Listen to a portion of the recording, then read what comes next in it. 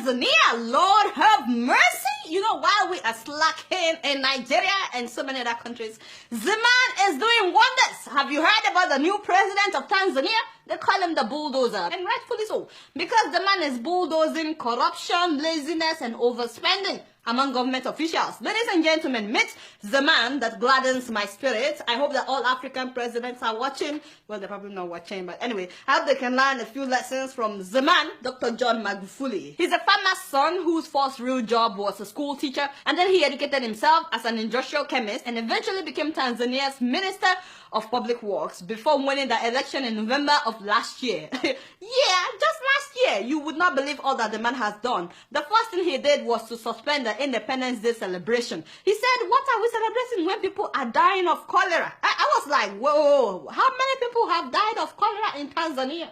74? 74 people? How many people have died in Nigeria? My father and my God. Thousands of people.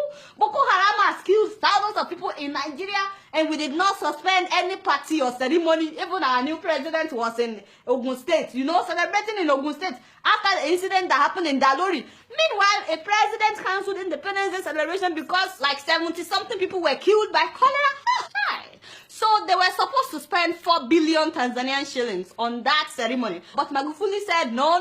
So you see, that money should be used for the expansion of a 4.3-kilometer section of the road from Morocco to Mwenge in order to ease traffic congestion. Tell them that is what I'm talking about. Now for the Independence Day ceremony, the man commanded that that people should get out of their houses and go and clean their streets and all the corners in order to stop the spreading of cholera. He didn't stop there. Himself came out, Mr. President himself. He got on the streets, cleaning up the streets. My eyes got big when I saw that video. When we nominated Dr. Magufuli to be our candidate, we knew the style, the type of leadership that he represents. We needed, his style and his way of doing things. We expected him to do exactly what he's doing.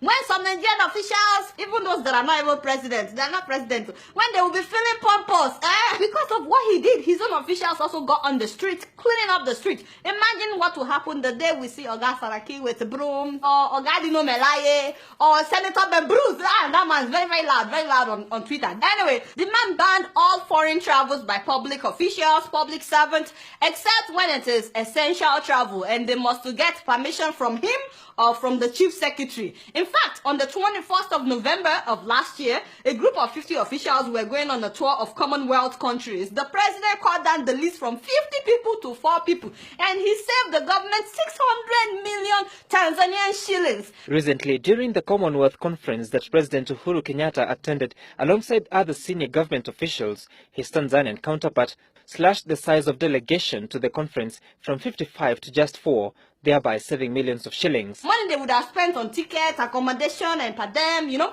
more traveling abroad for all these officials. He said, well, the high commissioners and the ambassadors and the embassies abroad should be representing Tanzania when they are invited. Which makes a lot of sense. Why are they abroad if we also have to be going abroad, No more first class and business class travels for all officials, except Mr. President, the Vice President, and the Prime Minister. Only 3 people. No more business class flying. That means they have to fly economy. Oh my God! Some of them will collapse. Reminds me of Thomas Sankara of Burkina Faso. No be so? Yes, that's what I'm talking about. The man has cancelled all meetings, no more workshops and conferences by government officials and public servants inside fancy hotels. He said no more inside fancy hotels. He said that every ministry has ministerial boardrooms. No be so? Use that one for your meetings. And that is what they are now doing. Soon after coming into office, Mr. President went to Muhibili Hospital unannounced. He just walked there and he walked through all the terrible parts of the hospital that they would normally hide from officials. All the dirty places, all the places where people were sleeping on the floor, where equipment were not working. After seeing many equipment not working and some patients on the floor, the man fired the director of the hospital. He fired all the hospital board members, and he ordered that all the machines that were not working must be repaired within 2 weeks. If not, he would fire the new director as well. Apparently, all the doctors knew that the machines were not working, but instead of repairing them or asking the director to repair them, they were referring patients to their own private hospitals. Sasa wewe ipi MRI inayofanya kazi ni iko wapi? Hospitali zote za private zinafanya kazi. Kwa hiyo za private zote zinafanya kazi. CT scan za hospitali za private zote zinafanya kazi.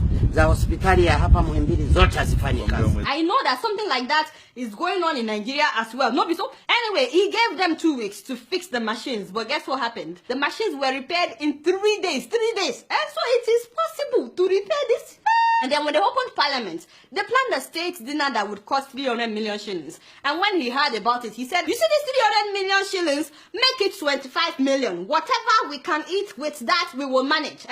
Now, the rest of the money, he said they should use it to buy hospital bed for that hospital that he visited, you know, Muhimbili Hospital. So they bought 300 brand new beds and mattresses and 600 bed sheets from that money. Can you imagine? They would have eaten with that money and that would have been the end of it. Now they have 300 brand new beds to admit people into the hospital. By the way, he said that why were engineers using V8 engine vehicles when they were supposed to be using pickups? He said that is more suitable for their jobs. So now they've changed all the vehicles. No more sitting allowances for officials. He said, how the hell are you paid allowances for a job which you have a monthly salary? That also applies to members of parliament, by the way. No more sitting allowances. It was so funny when I heard that the day after he was sworn in, the State House officials were showing him around, you know, his new residence, but he was not really impressed by that. He said he decided to take a walk to the Ministry of Finance. He got there and he told them to get their acts together.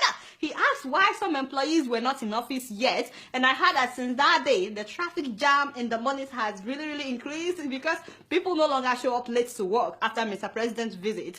Now he ordered that no more tax exemptions for the big people. Everybody must pay taxes, including the big people. The other day, when he was going to officially open parliament, instead of him to fly the 600 kilometers, the man decided to drive. He drove the whole 600 kilometers from that to Dodoma. He has reduced his own convoy. He even reduced the presidential delegation that travels with him. He surprised everybody when he chose a female vice president. All the big boys were shocked. They were like, what? It's a new day in Tanzania. And then he chose a prime minister that nobody has heard about. They said that this guy has a reputation for hard work and no corruption. All the big guys that thought that they would be prime minister are still in shock, by the way. So after his visit to the Ministry of Finance and that hospital, without announcing, all the other ministries have fastened their belts. Everybody is now hardworking, including a sector that people consider very corrupt. That is the port, where people normally pay bribe to get their stuff. I heard that it has suddenly become the most efficient place. No loads are missing, things are done quickly, and you cannot get your container without paying bribe. And finally, all individuals and firms that bought state companies that were privatized,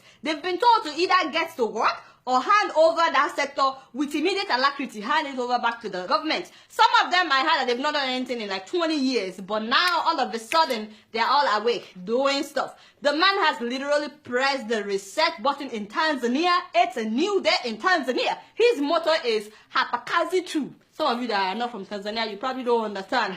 Don't worry, I will teach you. What that means is here, all we do is work. We serve, nothing else. Yes, his people are happy. Of course, the big people are not that happy, especially the corrupt ones, you know. But all the small people, like myself, they're very happy. Ugandans want their president to be like him. They wrote an article about it. South Africans want their president to learn 10 things from Tanzanian president. And of course, I want my president to learn from this man, 3 Bosa. So the president of Tanzania, Bosa. Now, having said that, my guy, we are very happy. We love you. You started well. Please continue to do not disappoint mama. If you keep up like this, very soon Tanzania will become the best country in Africa. No, be so. You guys not doing anything. Guess what? I'm just keeping it real.